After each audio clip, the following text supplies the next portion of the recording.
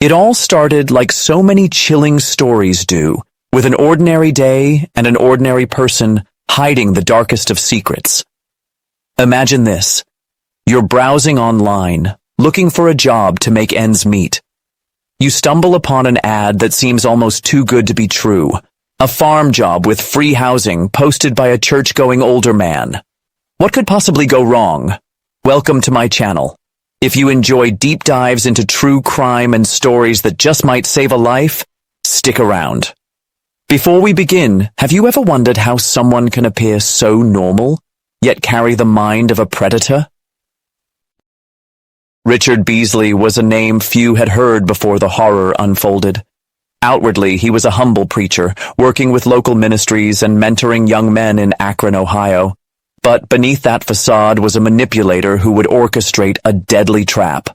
Beasley's life hadn't been easy. Arrests, time in prison, drug charges, and parole violations. Yet what transformed this man from a career criminal to a serial killer wasn't just desperation, it was cold, calculated greed paired with an utter disregard for human life. Between 2011 and 2012, Beasley used Craigslist to post job ads for a fake farm caretaker position. It was an irresistible offer, especially for men down on their luck. They were promised free accommodation, a quiet life on a farm, and steady work. But what awaited them wasn't a farm. It was an isolated patch of land in rural Ohio.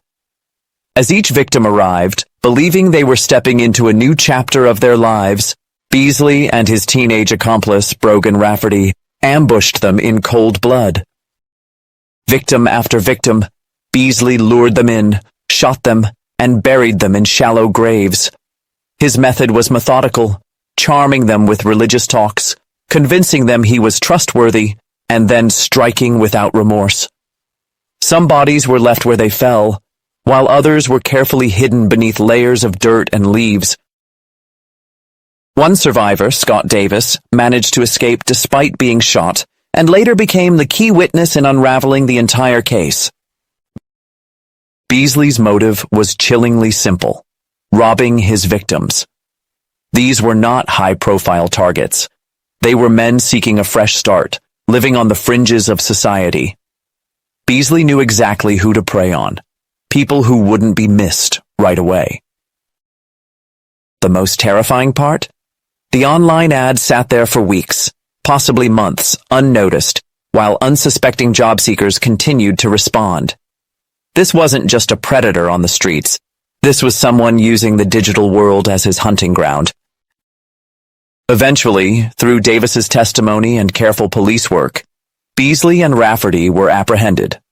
Beasley tried to maintain his innocent preacher act throughout the trial, but the mountain of evidence spoke louder than any sermon.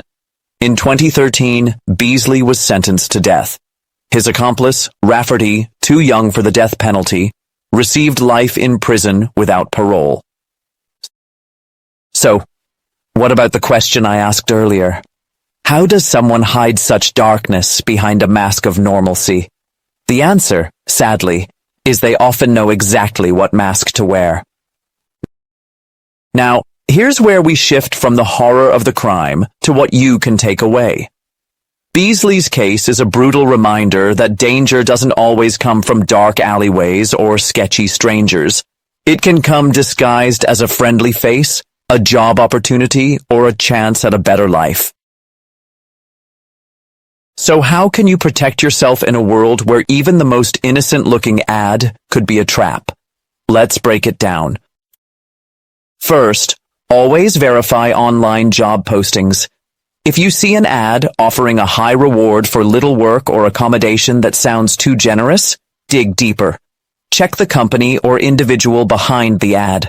Use multiple sources. Look for official websites, business reviews, or even social media profiles. A real employer won't hesitate to provide verifiable information. Second, avoid meeting strangers alone, especially in remote areas.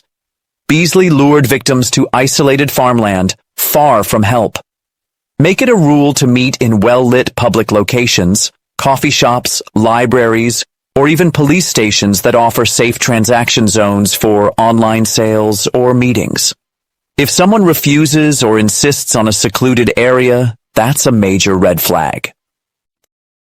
Third, share your whereabouts with someone you trust. Before heading to any meeting, let a family member or friend know the details, where you're going, who you're meeting, and when you expect to return. Even better, share your live location via phone apps so someone can track you in real time if needed. Fourth, trust your gut instinct. One thing most survivors of crime say is they had a bad feeling but ignored it.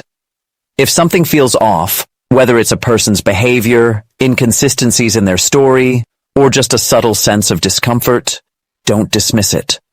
Walk away, cancel the meeting, and reassess. Fifth, use technology to your advantage. Bring your phone fully charged and keep emergency contacts easily accessible. Some apps allow you to trigger alerts to loved ones or even contact emergency services with a single tap. Also, consider carrying basic self-defense tools like pepper spray, if legally permitted in your area. Sixth, beware of oversharing. In conversations, whether online or in person, avoid giving out too much personal information, like where you live, work, or your daily habits. Scammers and predators often use these details to profile you and plan their next move. Seventh, recognize patterns of manipulation. Beasley posed as a religious mentor and used charm to disarm his victims. If someone you barely know tries to build trust too quickly, offering unsolicited kindness, gifts, or emotional support, it may be an attempt to lower your guard. Finally, learn self-defense basics and situational awareness. You don't have to become a martial artist, but understanding how to escape holds, protect yourself, or simply make a scene to attract attention could save your life. Remember, safety isn't about living in fear. It's about staying informed and making smart choices. In a digital age where predators can reach into your home through screens, your awareness is your first and most powerful defense. So next time you see a job offer online or meet someone new, take a moment to ask yourself, have I done everything to protect myself? Stay vigilant, stay safe, and empower yourself with knowledge. If this story gave you something to think about, don't forget to subscribe for more in-depth crime cases and practical safety strategies. Until next time, take care of yourself and those around you.